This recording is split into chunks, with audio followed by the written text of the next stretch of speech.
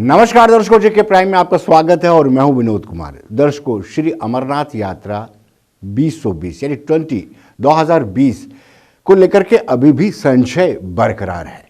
हालांकि कहा जा रहा था प्रस्तावित तौर पर कि 21 जुलाई से यात्रा को शुरू किया जाएगा और रक्षाबंधन के दिन इसका समापन होगा, लेकिन अभी तक कोई भी ऐसा फैसला नहीं लिया गया है। बड़ी दिलचस्प बात है कि बाबा बर्फानी के भक्त आना भी शुरू हो गए हैं। वो कैसे आए हैं, क्योंकि अभी तक डेट फाइनल नहीं हो पाई है, लेकिन फिर भी वो आए हैं। जम्मू में कुछ लोग पहुंचे हैं और जिनको अभी तक जम्मू प्रशासन की तरफ से कोई नया दिशा निर्देश नहीं किया गया है। चिंता की बात है, संशय भी है।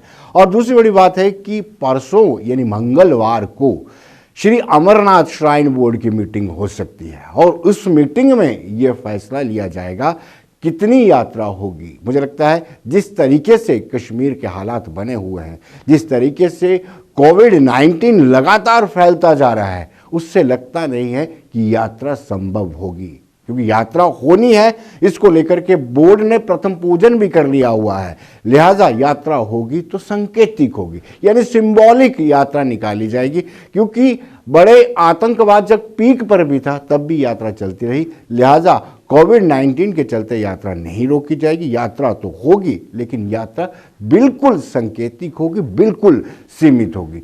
तो जो परसों मंगलवार को बोर्ड मीटिंग होगी, उसमें ये सारी चीज़ें निकल करके बाहर आएंगी कि आखिर यात्रा का तरीका क्या होगा, कौन कौन लोग यात्रा कर पाएंगे, क्या मात्र अधिकारी ही यात्रा पर जा पाएंगे या इससे जुड़े लोग जैसे दशनामी अखाड़ा है या दूसरे दीगर लोग, मात्र वो ही बाबा बर्फानी के दर्शन कर पाएंगे।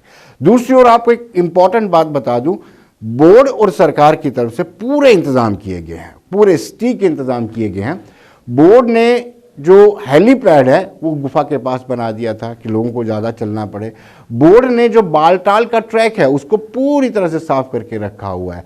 बेस कैंप भगवती नगर, इसको भी पूरी तरह से तैयार करके रखा हुआ है। और जो लखनपुर प्रवेश द्वार है उसमें भी पूरी तैयारी है। लेकिन कोविड के आगे सब कुछ बेबस है, सब कुछ असहाय नजर आ रहा है। दर्शकों, इस वक्त पवन कोहली जी हमारे साथ जुड़ चुके हैं, जो प्रभारी हैं, अध्यक्ष है यात्रा न्यास के। पवन जी, आपका स्वागत है। लेकिन यात्रा को लेकर के अभी भी, श्री अमरनाथ यात्रा को लेकर के अभी भी संशय बना हुआ है। कहा जा रहा था कि 21 को यात्रा शुरू होगी, लेकिन अभी तक ना किसी का पंजीकरण हुआ है और ना ही कुछ ब्लैक एंड व्हाइट में सामने नजर आ रहा है। लेकिन पवन जी, आपको बताते चलो कि आज हमने शहर में देखा करीब आधा दर्जन बाबा बर्फानी के भगत पहुंच चुके थे। क्या कहेंगे आप? ऐसा है कि ये डिसीजन लेना तो shrine board, Amarnath shrine board का काम है जी कि कब से यात्रा जो है स्टार्ट करते हैं। लेकिन वर्चुअली उन्होंने डिक्लेयर कर दिया हुआ है कि 21 से यात्रा स्टार्ट होगी जी, लेकिन आज तक उसको फाइनलाइज नहीं कर पाए। राइट। लेकिन एडमिनिस्ट्रेटिव लेवल पे जितने भी तैयारियां होनी चाहिए थी वो लगभग कंप्लीट हो चुकी हैं जी। और मेरी इंफॉर्मेशन के मुताबिक अभी श्राइन बोर्ड की मीटिंग जो है वो 21 को है जी, जो आज अभी कुछ ही सूत्रों से पता चला जी। उसमें वो डिसाइड कर पाएंगे कि हाँ जी कब से चलनी है जी। लेकिन श्राइन 21 के बाद अब दिन ही कितने बच जाएंगे हमारे पास। 21 को अगर बोर्ड की मीटिंग होगी, डिसीजन लेंगे, 24, 23, 24, 25 को स्टार्ट कर पाएंगे और 3 अगस्त को वो समाप्त कर रही है। 4-5 दिन की यात्रा हो जाएगी। बड़ा निराशा जनक स्थिति बोर्ड ने पैदा कर दी है ये इतनी देर करके डिसीजन लेके। जी पवन जी, आपको लगता है कि आपने जो प्रस्ताव दिए थे, जो सुझाव दिए थे, क्योंकि आप के भी एक हिस्सा है यात्रा का, क्या उन सुझावों पर गौर नहीं किया गया? नहीं, उन सुझावों को लगभग गौर क्या उन्होंने मान ही लिया था जी कि ये सुझाव सभी जो है हमारी ऑलरेडी कंसिडरेशन में है और इनको हम कर देंगे। जी मेन सुझाव था कि रजिस्ट्रेशन आप किस ढंग से करेंगे, फिर डिसाइड हुआ कि ऑनलाइन करेंगे। ऑनलाइन का भी अभी तक कुछ हो नहीं पाया है जी। उनको आप अगर श्राइन बोर्ड के ऑफिस से पता करते हैं तो कहते हैं ऊपर तैयारी पूरी है जी। आप देख रहे हैं कि हाँ जी डिफेंस मिनिस्टर हुआ है और वो दूसरे मिनिस्टर मंत्री जो है वो आए हैं, हमारे लेफ्टिनेंट गवर्नर जी हुआ है, तैयारियां पूरी हैं जी। इस प्रकार का रिप्लाई मिलता है। जी। लेकिन संशय तो बना हुआ, आपका कहना बिल्कुल ठीक है, संशय बना हुआ है और जब तक बोर्ड की मीटिंग में कुछ डिसाइड नहीं कर पाते, अनाउंस नहीं करते, वो संशय बना रहेगा। जी पवन जी, क्या आपको नहीं लगता कि पहले जब अवधि कम होती थी, जो हिंदू संगठन है, चाहे विश्व हिंदू परिषद हो, बाकी दीगर संगठन हो, वो विरोध करते थे, लेकिन कोविड के आगे हम सब बेबस नजर आ रहे हैं। लेकिन आज स्थिति ही ऐसी है, केवल जम्मू कश्मीर में नहीं, भारत में नहीं, संसार में ही ऐसी स्थिति बनी हुई है। इस स्थिति में किसी भी चीज को जो एडमिनिस्ट्रेशन डिसाइड करती है अपोज करना, एटलीस्ट न्यास ने ठीक नहीं समझा जी। और जो न्यास को कॉन्फिडेंस में लेकर के चल रहा है बोर्ड, हर इशू पर वो बात कर लेते हैं, बुला करके मीटिंग कर लेते हैं, तो उसके बाद हमें ठीक नहीं लगता कि कन्फ्रंटेशन उसके साथ ली जाए, और हालात के मुताबिक रिक्वायरमेंट भी ऐसी है। जी, लेकिन पवन जी, इस वक्त वाकई में कश्मीर में वायरस लगातार फैलता जा रहा है और मुझे लगता है कि अगर कम यात्रा हो वही बेहतर होगा। कहीं कोई यात्रु संक्रमित हो जाता है तो बोर्ड के लिए भी परेशानी है, न्यास के लिए भी परेशानी है। बिल्कुल परेशानी है। आज ही हमारी न्यास की एक मीटिंग थी जी, उसमें डिसाइड हुआ कि संत लोग कुछ आना शुरू हो गए हैं, जी, तो संतों को कहाँ कैसे रखा जाएगा। फिर हमारी ओर से एक सुझाव दिया गया एडमिनिस्ट्रेशन को कि संतों को आप रेलवे स्टेशन में ही उनका टेस्ट ले लीजिए, और टेस्ट लेने के बाद एक जगह हम हाल उनको प्रपोज कर रहे हैं बागे बहू के पास, एक खजूरिया बरादरी का हॉल है, उन्होंने एग्री किया है, वहां रखेंगे। और जब तक शाम तक रिजल्ट नहीं आ जाता उनका, अगर वो नेगेटिव आते हैं तो फिर उनको पुरानी मंडी मंदिर और गीता भवन में भेजा जाएगा। उनमें कुछ अगर पॉजिटिव आते हैं तो वो आइसोलेट किया जाएंगे। इस प्रकार का सुझाव हमने दिया और उन्होंने मान लिया है। जी, लेकिन जो साधु आते हैं उनकी यात्रा की व्यवस्था की है, क्योंकि पंजीकरण ही नहीं हो रहा है। उनका तो ऑन स्पॉट पंजीकरण होता था। नहीं, उनका पंजीकरण जहां उनका स्थान रहने का हम सुझाव करते हैं तो उनको ठहराते हैं, पंजीकरण उसी वक्त ऑन स्पॉट होता है जी। और इस बार भी यही डिसाइड हुआ था कि उसी वक्त पंजीकरण होगा। लेकिन ये सारा कुछ प्रोसेस जो है नेगेटिव पॉजिटिव का, ये होने के बाद होगा। जी, यानी अगर अब बोर्ड फैसला भी लेता है उसके बाद भी मुझे लगता है कि कुछ दिन लग जाएंगे, क्योंकि जो भक्त आएंगे उनकी पहली सैंपलिंग होगी, सैंपलिंग के बाद नेगेटिव पाए जाने के बाद ही उनको जाने दिया जाएगा। हाँ, नेगेटिव पाने के बाद ही उनको पुरानी मंडी मंदिर जहां पर ठहराते हैं हम सभी को, और दूसरा स्थान गीता भवन में है, वहां पर उनका प्रवेश तभी दिया जाएगा अगर वो नेगेटिव आएंगे। जी, बहुत बहुत शुक्रिया पवन जी, धन्यवाद। तो दर्शकों, आपने देख ही लिया है कि अभी संशय बरकरार है। संशय इसलिए बरकरार है कि जब तक बोर्ड की मीटिंग नहीं होगी तब तक यात्रा कब से शुरू होगी, कितनी यात्रा जाएगी, इस पे निर्णय नहीं लिया जा सकता। और बोर्ड मेंबर्स की कुछ हमारे साथ बातचीत हुई और उन्होंने कहा है कि 21 यानी मंगलवार को, कल सोमवार है, मंगलवार को श्री अमरनाथ श्राइन बोर्ड की मीटिंग होगी। इस अमरनाथ श्राइन बोर्ड की मीटिंग में अंतिम फैसला लिया जाएगा कि आखिर यात्रा कितनी सीमित की जाएगी, कितनी लोगों को यात्रा की अनुमति दी जाएगी, मोड क्या होगा, किस तरीके से सैंपलिंग होगी और क्या क्या SOPs होंगे। दर्शकों, अब हम बात करेंगे आरक्षण की। इंटरनेशनल बॉर्डर पर रहने वाले 0 से 6 किलोमीटर तक उनको 4% आरक्षण मिलेगा। ये फैसला करीब 1 साल पहले हुआ था, लेकिन अमल में अब से लाया गया है। लिहाजा जो इंटरनेशनल बॉर्डर पर लोग रहते हैं वो खुश हैं। लेकिन इत्तेफाक देखिए, जो LOC पर रहते थे उनको आरक्षण बड़े लंबे समय से मिलता आ रहा है। गोली एक जैसी है, इंटरनेशनल बॉर्डर पर भी वही गोली होती है, वैसी गोली पाकिस्तान बरसाता है, लेकिन उनको आरक्षण मिलता था, इनको आरक्षण नहीं मिलता था। जद्दोजहद हुई, काफ़ी संघर्ष के बाद सरकार को अल्टीमेटली फैसला लेना ही पड़ा। हमने इंटरनेशनल बॉर्डर 0 पॉइंट पर, वहाँ पर गाँव में जाकर के बातचीत की, सरपंच से बातचीत की, और एक महिला सरपंच का ये कहना था कि कहीं ना कहीं ये ज़रूरी है, लाजमी है कि आरक्षण मिले, क्योंकि वो कम्पीट नहीं कर सकते। जो लोग बॉर्डर पर रहते हैं, बॉर्डर पर आए दिनों सीजफायर वायलेशन होता है। जब सीजफायर वायलेशन होता है तो उनको वहाँ से माइग्रेट कर करके बाहर जाना पड़ता है। ड्यूरिंग दैट पीरियड उनकी पढ़ाई सफ़र करती है। दूसरे जो शहर में रहते हैं उनकी पढ़ाई सफ़र नहीं करती है, निरंतर पढ़ता है। लिहाजा जब नौकरियां निकलती हैं तो उनका कंपटीशन ये लोग नहीं कर पाते। आज देखिए क्या कहना है। आईबी की रिजर्वेशन 4% की डिक्लेयर करी है और परसों जो इम्प्लीमेंट करी है सेंट्रल गवर्नमेंट में ने, तो हम बहुत ही ज़्यादा थैंकफुल हैं। बहुत ही सराहनीय कदम है जो सेंट्रल गवर्नमेंट ने उठाया है, क्योंकि हम जो बॉर्डर एरिया के लोग थे ये ऑलरेडी बहुत ज़्यादा अफेक्टेड थे, क्योंकि यहाँ पे आए दिन सीज़ फायर वायलेशन होती है। यहाँ पे लोगों को महीनों महीने अपने घर छोड़ के दूर दराज सेफ एरियाज़ में जाके रहना पड़ता है। यहाँ पे शेलिंग होती है, लोगों को जान माल का नुकसान होता है। यहाँ के बच्चे नॉर्मल पढ़ाई नहीं कर सकते। साल में 12 महीने में से हार्डली 6 या 7 महीने मुझे लगता है उनकी पढ़ाई हो पाती होगी, बाकी के महीने उनको अपने रिश्तेदारों के घर जाके अपनी जान बचानी पड़ती है। तो उन बच्चों के लिए, उन लोगों के लिए जो नॉर्मल ज़िंदगी जीते हुए लोग हैं, जैसे सिटीज़ के जो बच्चे हैं या लोग हैं, उनके साथ कम्पीट करना बहुत ही ज़्यादा मुश्किल हो जाता था। तो वो कहीं ना कहीं वो पिछड़े रह जाते थे। अल्टीमेटली जब जॉब प्लेसमेंट की बात आती थी या नौकरियों की बात आती थी तो वो मेरिट क्लियर नहीं कर पाते थे और उनको नौकरियां नहीं मिलती थी। दूसरी तरफ यहाँ जो बॉर्डर एरियाज़ के लोग हैं उनके दिल में ये शुरू से ही ये डर पनपता था कि हम अपने बच्चों को अपना पेट काट के पढ़ाएंगे, लेकिन आगे उनको नौकरी मिलेगी नहीं मिलेगी, एक श्योरिटी नहीं थी, एक सिक्योरिटी नहीं थी।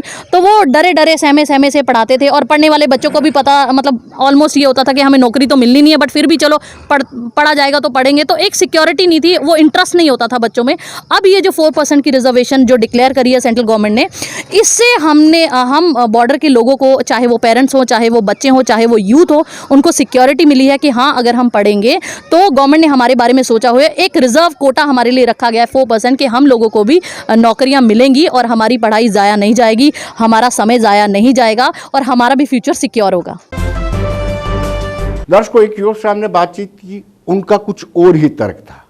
उनका ये तर्क था कि अगर 0 से 6 के बजाय 0 से 3 किलोमीटर तक होती तो बेहतर होता। उनका कहना है कि 3 किलोमीटर से आगे शेलिंग का कोई असर नहीं पड़ता। उन्होंने ये सुझाव दिया कि सरकार को एक मरतबा फिर इस पर विचार करना चाहिए। दूसरा सुझाव उनका ये है कि LAC और कहीं ना कहीं ये जो ALC और ये इंटरनेशनल बॉर्डर पर रहने वाले लोग हैं, इनकी जो आरक्षण है, रिजर्वेशन है, उनको मर्ज किया गया है। लिहाजा उनका ये तर्क है कि आप जिला स्तर पर पोस्टें निकालें ताकि इनका आरक्षण का लाभ इनको मिल सके। ये बहुत अच्छा स्टेप है सेंट्रल गवर्नमेंट का, जो उन्होंने इंटरनेशनल बॉर्डर के लिए रिजर्वेशन इंप्लीमेंट की। लेकिन अभी थोड़े दिन पहले मतलब पब्लिक की जो बात हो रही थी उसमें इशू ये आ रहा था कि इन्होंने जो एरिया लिया है वो 0 से 6 किलोमीटर लिया है। तो वो चाहते थे कि जो 3 किलोमीटर के जो आगे जो गांव हैं उनको कोई भी दिक्कत नहीं आती है, सीज़ फायर की कोई भी दिक्कत नहीं आती है। इन्होंने एरिया इसके लिए थोड़ा कम करना था। और एक इशू इनका और है कि जैसे कि ALC की रिजर्वेशन है 3%, तो इन्होंने जो इंटरनेशनल बॉर्डर की रिजर्वेशन है वो ALC में मर्ज की है, ना कि इंटरनेशनल बॉर्डर को 4% दी है। तो यूथ का कहना था कि ये जो ALC में इनको मर्ज की है इंटरनेशनल बॉर्डर की, या तो इंटरनेशनल बॉर्डर की रिजर्वेशन जो ALC से अलग करते 4%, या फिर उनका ये कहना है कि मैक्सिमम जो रिक्रूटमेंट हो वो डिस्ट्रिक्ट कैडर की हो। डिस्ट्रिक्ट कैडर की रिक्रूटमेंट होगी तो फिर इनको जो है इंटरनेशनल बॉर्डर वाले एरिया के लोग हैं उनको डायरेक्ट बेनिफिट मिलेगा। अगर स्टेट लेवल की रिक्रूटमेंट होगी तो फिर जो ALC में जो ऑलरेडी जो फॉल करते हैं एरिया, तो उनको भी इसका बेनिफिट मिलेगा। ये थोड़ा सा अमेंडमेंट की जरूरत है। मैं चाहता हूं कि इस पे थोड़ी गौर करनी चाहिए। दर्शकों, 2 अन्य लोगों से, युवाओं से हमने बातचीत की। युवा उत्साहित हैं क्योंकि उन्होंने बॉर्डर में गोलियों की गनगनाहट सुनी है, बारूद की गंध उनको आती है और किस तरीके से उनको बार बार माइग्रेट होना पड़ता है। लेकिन आज उनको लगा कि लंबे समय से संघर्ष का कोई नतीजा निकला है, कोई नतीजा निकला है, 4% आरक्षण मिली है। तो वो दोनों के दोनों यूथ बड़े खुश नजर आ रहे हैं। सर अगर इम्प्लीमेंट हुआ है बॉर्डर के लिए तो फ़ायदा तो होगा ही। जैसे पहले कोटा मिलता था, जैसे इनको ALC वालों को मिलता था, IB वालों के लिए कुछ भी नहीं था। जैसे हम किसी एजुकेशनल डिपार्टमेंट में चले जाएं या किसी जॉब के रिलेटेड कहीं भी चले जाएं, कोई भी हमें IB के लिए कोई भी वो नहीं थी, सहूलियत नहीं थी। अब जैसे कि अभी उन्होंने पिछले साल किया था, डॉक्टर जितेंद्र सिंह ने किया था कि इनको इम्प्लीमेंट कर दिया, सेंट्रल गवर्नमेंट ने कर दिया था, लेकिन ये अभी इम्प्लीमेंट नहीं हो रहा था। नोटिफिकेशन मतलब कि निकाल नहीं रहे थे। अब हम जाते थे किसी भी जैसे जॉब इंटरव्यू में जाते थे, किसी भी रिक्रूटमेंट में जाते थे, वो यही बोलते थे कि आप प्रॉपर SRO वाला नोटिफिकेशन वाला, जैसे ALC वालों का होता है वैसे आप कोई अपना सर्टिफिकेट लेके आएँ। लेकिन हमारे लिए कोई SRO नहीं निकला हुआ था। अब 1 साल से तो ये इम्प्लीमेंट मतलब कि इन्होंने ऑर्डर निकाल दिया था, लेकिन इम्प्लीमेंट नहीं हो पा रहा था सर। अब ये जैसे कि हमारे सोशल एक्टिविस्ट नीतीश शर्मा, इन्होंने आवाज़ उठाई आपके JK मीडिया चैनल के माध्यम से इन्होंने आवाज़ उठाई तो इसके ऊपर एक विद इन वीक ये हुआ है, इम्प्लीमेंट हुआ है, प्रॉपर SRO भी निकला हुआ है। हम यही कहना चाहते हैं कि अब युवा किसी भी रिक्रूटमेंट के लिए अब अगर कोई भी निकलेगी उसमें प्रॉपर बेनिफिट मिलेगा। अब उनको कहीं भी उनकी अब मेरी सरकार से यही गुजारिश है कि जल्दी से जल्दी तहसीलों में ये सर्टिफिकेट बनना स्टार्ट हो जाए, ताकि जो आने वाली recruitment panchayat account assistant, JK bank, जो क्लास 4 की रिक्रूटमेंट निकली हुई हैं, उनमें प्रॉपर बेनिफिट और उनका फ़ायदा उठा सकें। ये जो रिज़र्वेशन आज हमें मिली है, ये हमें बहुत पहले मिल जानी चाहिए थे, क्योंकि जो हमारे इधर भी शैलिंग होती थी और LIC पर भी शैलिंग होती थी, बट हमें इस रिज़र्वेशन का फ़ायदा नहीं हो रहा था। बट आज हमें इस रिज़र्वेशन का फ़ायदा हो रहा है, क्योंकि हमें भी शैलिंग के दौरान हमें भी उठ कर बाहर वाले इलाकों को जाना पड़ता था, और इधर के लोगों बच्चे इस शैलिंग की वजह से काफ़ी अफेक्टेड होते थे, बट उस चीज़ का हमें कोई फ़ायदा नहीं मिल रहा था। बट आज हमें इस बॉर्डर रिजर्वेशन कोटा मिला, जो हमें बैंकिंग एसोसिएट के लिए फ़ायदा देगा, अकाउंट असिस्टेंट के लिए फ़ायदा देगा, और आने वाले फ्यूचर के लिए, हमारे बच्चों के लिए, हमारे सिस्टर्स के लिए, हर चीज़ के लिए फ़ायदा देगा ये। दर्शकों, बार बार देश के प्रधानमंत्री नरेंद्र मोदी ये कहते हैं कि आप SOPs को फॉलो करें, और SOPs के तहत आप 2 गज की दूरी रखें। 2 गज की दूरी रखने के साथ साथ मास्क वेयर करें, यानी मास्क पहने और हाथों को निरंतर धोते रहे, 20 सेकंड तक धोते रहे। जब तक दवाई नहीं बनती है तब तक इस मंत्र पर आपको अमल करना होगा, लेकिन लोग नहीं कर रहे हैं। आज खुद LG GC मुर्मू, उन्होंने भी आह्वान किया है, अपील किया है जम्मू कश्मीर के लोगों से कि वो SOP को फॉलो करें। पहले ये अपील देखते हैं, फिर इसका दूसरा पहलू आपको बताते हैं। जम्मू कश्मीर के सभी भाई बहनों को अपील करने के लिए फिर से एक बार मैं उपस्थित हूँ। आप सब जानते हैं, माननीय प्रधानमंत्री जी का आह्वान के बाद जनता कर्फ्यू लगाया गया। उसके बाद लगभग 2 महीने से ज़्यादा लॉकडाउन की परिस्थिति थी। काफ़ी हद तक जम्मू कश्मीर में कोरोना पैंडेमिक को हम लोग ने कंट्रोल में रखे थे, लेकिन अनलॉक शुरू होते हुए ही फिर से लास्ट 15 दिनों में पॉजिटिव केसेस बढ़ने लगी है। इस परिस्थिति में मैं आप सबको अपील करना चाहूँगा, इकोनॉमिक डेवलपमेंट के साथ साथ जान माल को सुरक्षित रखना सभी का कर्तव्य है। भारत सरकार के ओर से समय समय पे दिए गए सूचना के हिसाब से हम लोग गाइडलाइन जनता के समक्ष रखते हैं।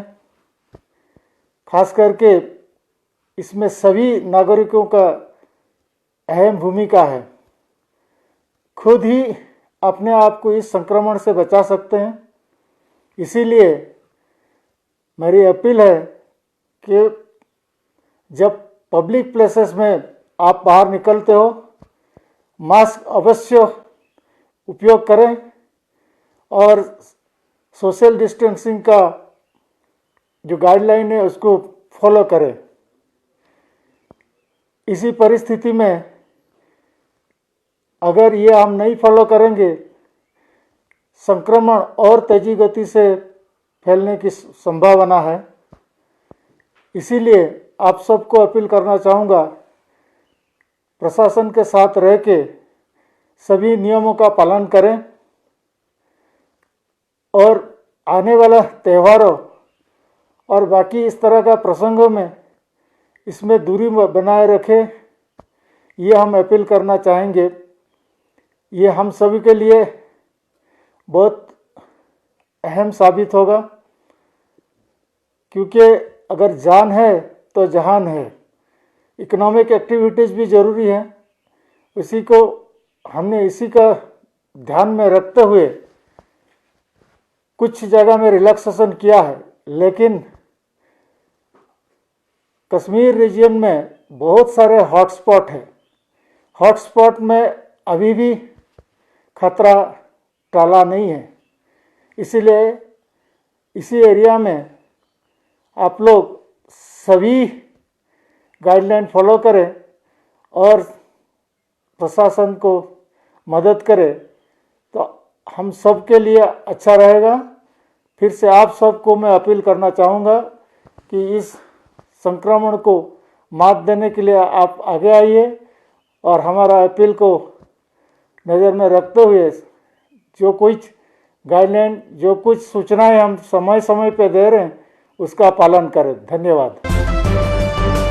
आपने एलजी गिरीश चंद्र मुर्मू की अपील सुनी और आपने इससे पहले जब प्रधानमंत्री ने राष्ट्र को संबोधित किया था वो अपील भी प्रधानमंत्री की सुनी होगी। अब इनको देखिए, हमारे जोड़ियां के जो वीडियो जर्नलिस्ट हैं उन्होंने जाकर के लोगों से पूछा, जो लोग मास्क वेयर नहीं करते, जो लोग मास्क पहनते नहीं हैं, उनसे पूछा क्या आपको डर नहीं लगते?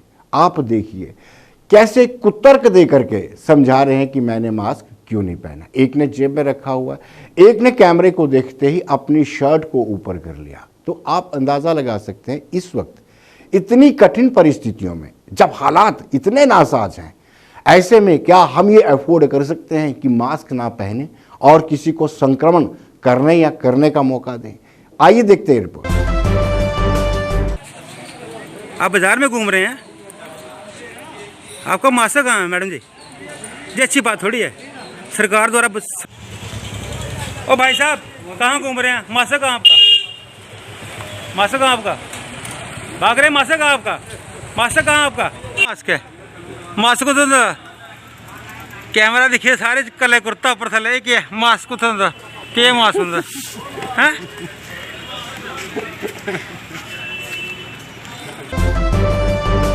हालांकि कुछ लोगों ने जोर दे करके कहा है कि एक सरकार को सख्ती करनी पड़ेगी, सरकार को डंडा चलाना पड़ेगा जो लोग मास्क नहीं पहनते। हालांकि सरकार ने ये पेनल्टी रखी हुई है 1000 रुपया, जो मास्क नहीं पहनेगा, उसके बावजूद भी लोग वायलेट कर रहे हैं। लेकिन कुछ सभ्य समाज के लोगों का ये भी मानना है कि मास्क पहनना चाहिए। अगर आप अपने परिवार के साथ, अपने चाहने वालों के साथ, अपने साथ प्यार करने वालों के साथ प्यार करते हो तो आप मास्क पहनो, SOPs को फॉलो करो, अपनी ज़िंदगी बचाओ, अपने परिवार की ज़िंदगी बचेगी, समाज की बचेगी, देश के लिए आप कुछ कर पाओगे।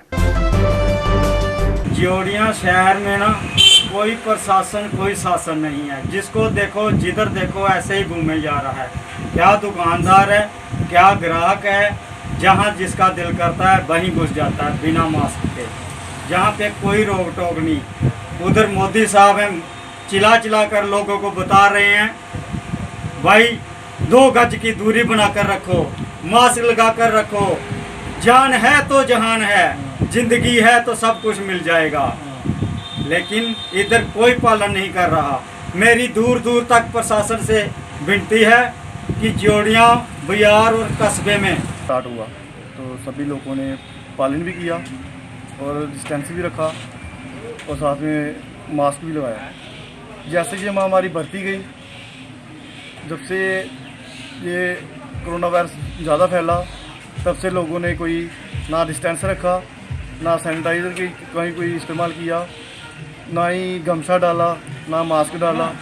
कोई इन पे कोई कार्रवाई नहीं कर रही है सरकार, ना ही अच्छे लोग घूम रहे हैं। देखो कहीं बाजार देखो, दुकानदार भी कुछ लोगों ने डाले हैं, कुछ लोगों ने नहीं डाले हैं। मैं प्रशासन से यही दरख्वास्त करता हूँ कि सख्त से सख्त कार्रवाई की जाए। सेफ्टी के लिए ना सर, हम किसी के लिए तो पहनेंगे, किसी पे एहसान तो कर ही रहे हैं। ये अपने लिए पहने, जान है तो जहान।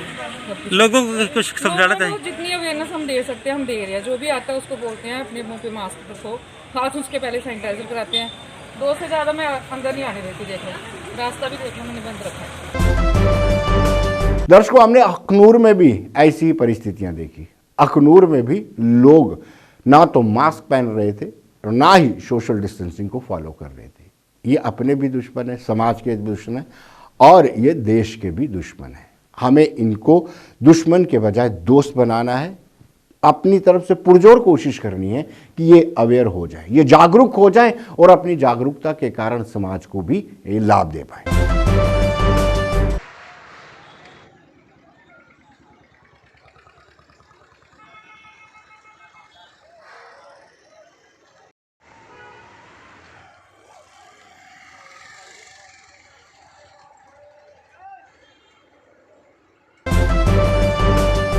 प्रधानमंत्री जी ने 6 फुट की दूरी के लिए बोला है, मास्क पहनने के लिए बोला है, तो इस वक्त अभी तक इसकी कोई वैक्सीन बनी नहीं है।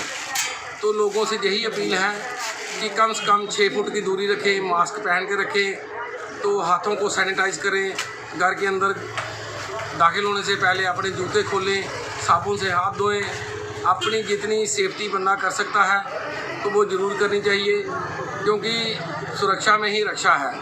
तो इसलिए मेरी लोगों से ये अपील है कि जैसे सरकार के दिशा निर्देश हों उनका पूरी तरह से पालन करना चाहिए। तो लोग जो है वो बेधड़क इधर उधर आ जा रहे हैं, वो किसी चीज़ का भी कोई पालन नहीं कर रहे हैं। और मेरी और आपके चैनल के माध्यम से अपील है कि जो भी लोग घर से बाहर निकले, अगर कोई ज़रूरी काम हो तो वो बाहर निकले, और जब भी वो बाहर निकले मास्क पहन कर निकले, और जो प्रशासन ने जो नियम बनाया उसका पूरा पालन करें। इस तरह से ये बीमारी है, इसका अभी तक कोई इलाज नहीं निकला। दर्शकों, उधमपुर में भी कुछ ऐसा ही देखने को मिला। लोग सोशल डिस्टेंसिंग को फॉलो नहीं कर रहे, मास्क नहीं पहन रहे, कुछ लोगों ने कान पे मास्क रखे हैं, लेकिन जब हम विज्ञापन सुनते हैं तो बार बार यही कहते हैं जब भी आप मास्क पहनो तो पूरा ध्यान रखो कि मुंह और नाक पूरी तरह से ढके हों। बट अनफॉर्चुनेट है, दुर्भाग्यपूर्ण।